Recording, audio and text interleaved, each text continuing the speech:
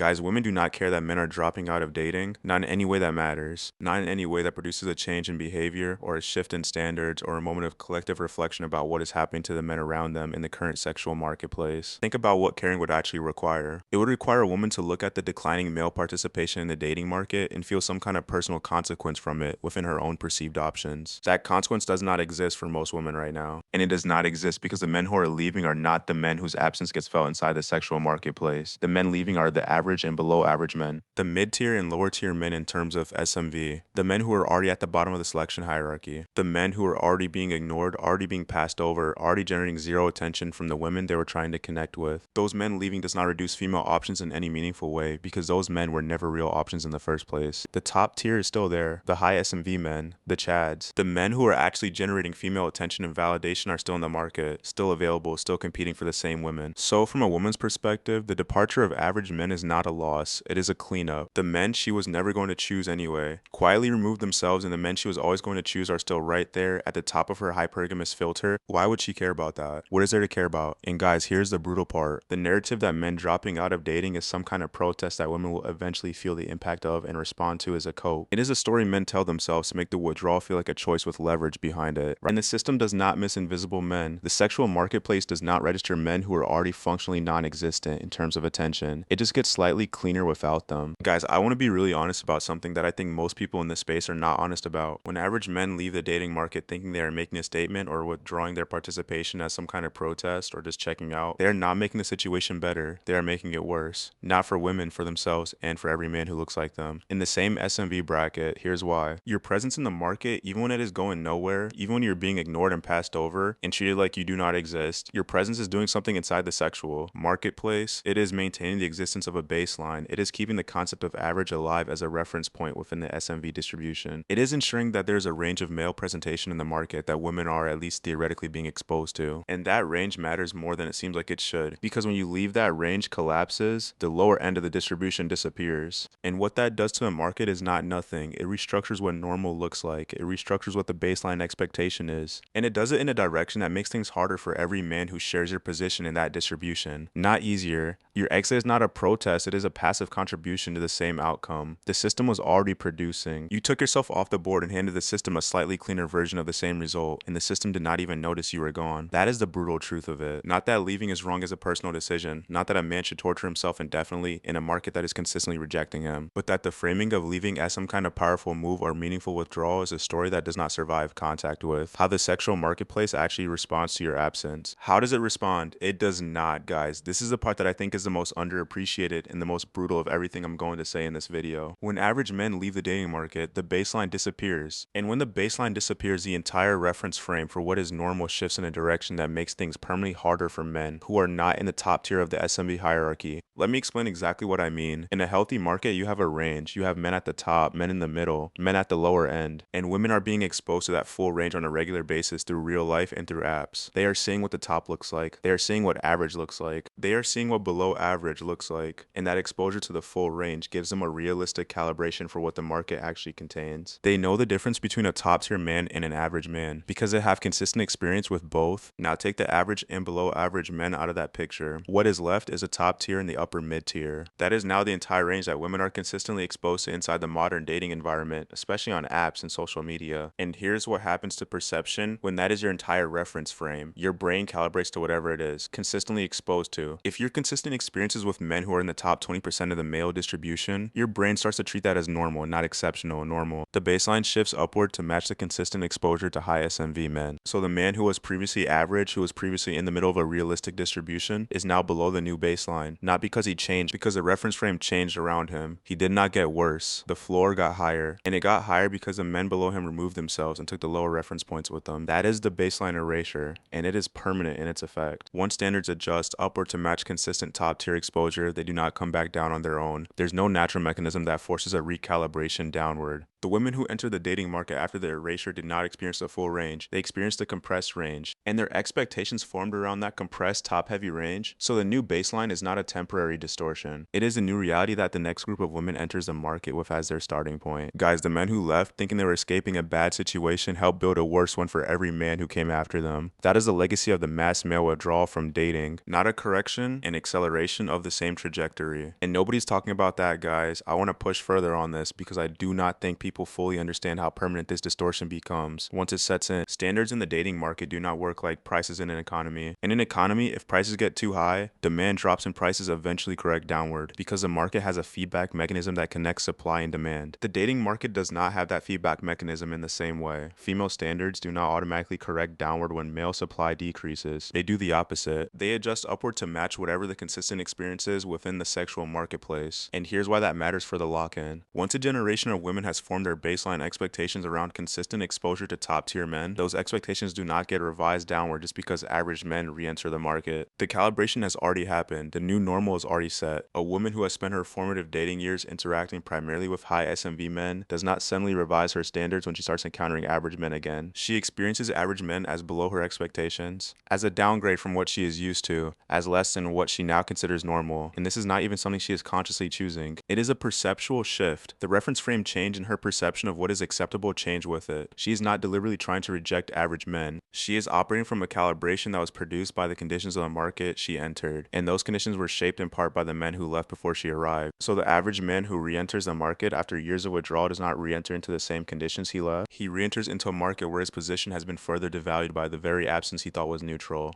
or the standards he has to meet have risen during the time he was gone, or the perception of what normal looks like has shifted away from him. He went nowhere and the market moved further against him while he was standing still. That is a distortion, and once it locks in, there is no individual action that unlocks it. The man in this position cannot fix this by working on himself harder, cannot fix it by re-entering with better game, cannot fix it by being more confident or more interesting or more anything. The conditions of the market have shifted structurally, and individual optimization does not move structural conditions. This is bigger than any one man. Guys, from the moment dating apps took over, the game was structurally altered for most men. And I want to be precise about why, because I think the app situation gets described in ways that miss the most important thing about it. The most important thing about dating apps is not just that they are superficial, or that they reduce people to photos, or that they create a swipe culture that commodifies attraction. All of that is true, but it is not the most important thing. The most important thing is that dating apps restructured the entire attention economy of the dating market in a way that concentrates female attention at the top of the male distribution and makes the existence of everyone below that threshold functionally invisible. Here's what the numbers actually look like in practice. The top 10 to 20% of men on dating apps receive the overwhelming majority of matches and interactions. The bottom 80% of men are competing for the interactions that are left over after the top tier has taken what it wants. So a man in that position has two options on the apps: stay and keep receiving nothing, or leave and receive nothing while also no longer existing in the market at all. Stay and get ignored, leave and become invisible. Those are the options. And guys, here's what makes it especially brutal. The top tier wins either way. For men at the top of the SMV distribution, the mass withdrawal of average men from the dating market is not a problem. It is an upgrade when average men are in the market. The top tier benefits from contrast. When average men leave the market, the top tier benefits from concentration. Either way, they win. The same men who are already getting the most attention now get even more. The same men who are already winning are now winning with less competition and more concentrated female attention. There is no configuration of the market that produces a bad outcome for them. Guys, it is not your fault. The structural conditions I've described were not produced by your choices. The baseline erasure happened before you entered the market. The app dynamics were already in place. The concentration of attention at the top tier was already built into the system. And the only thing that actually matters is what you decide to do with your life inside those conditions. That's all for today. Make sure you like this video, and my Discord is in description.